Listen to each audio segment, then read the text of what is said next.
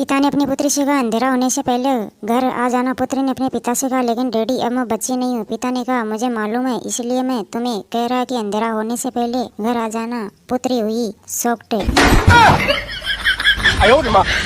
नौकर, बाबूजी आप मुझे नौकर रख लीजिए। बाबूजी कहीं 4 दिन रहकर भाग न जाना। नौकर, मुझे एक ही जगह रहने की आदत है। 3 साल से मैं एक ही जगह पर था। बाबूजी, कहाँ पर थे तुम? नौकर, बाबूजी मैं 3 साल से जेल में था।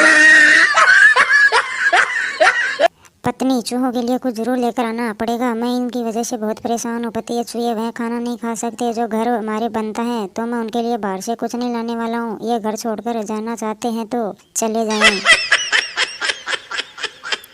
गरीबों के हितैषी चंदा इकट्ठा करे थे। चंदा मांगते कवि के घर में पहुंच गए। कवि से बोले, हम गरीबों के लिए चंदा एकत्रित करके बजट बना रहे हैं। कवि, बहुत ही अच्छा हुआ, इस समय मैं गरीबी में दिन काट रहा हूँ, आप सही वक्त पर आए। क्लर्क, मेहरबानी करके मुझे पहली से 10 तारीख तक की छुट्टी देंगे। मैनेजर, इतनी लंबी छुट्टी की क्या जरूरत है? क्लर्क, मेरी अभी शादी हुई है और मेरी पत्नी हनीमून मनाने के लिए जा रही है। मेरी इच्छा है कि मैं भी उसके साथ चला जाऊँ। बहुत समय से पहले ऑफिस पहुंच गए तो पाया कि मैनेजर उनकी सेक्रेटरी का चुम्बन ले रहा है। बॉस ने उसे डांटते हुए कहा, क्या मैं तुम्हें यह सब करने की तनख्वाह देता हूँ? मैनेजर, नहीं सर, यह सब तो मैं फ्री ऑफ चार्ज करता हूँ। पुलिस में सिपाही की भर्ती परीक्षा में प्रश्न पूछा गया, अगर लोगों की भीड़ इकट्ठी होकर गड़बड़ कर रही हो तो उस भीड़ को तितर बितर करने के लिए तुम क्या करोगे? जवाब मिला, चंदा उगाना शुरू कर दूंगा। उम्मीदवार ने तुरंत जवाब दिया।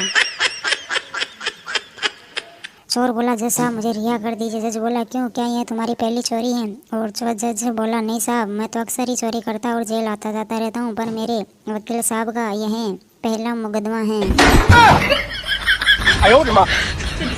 बॉस ने जब अपनी सेक्रेटरी से प्यार का इजहार किया तो नौजवान सेक्रेटरी बोली, कुछ तो शर्म कीजिए सर, आपके बाल सफ़ेद हो गए हैं। बॉस, अगर ऊपर सफ़ेद राख का ढेर हो तो यह नतीजा नहीं निकालना चाहिए कि नीचे आग नहीं होगी।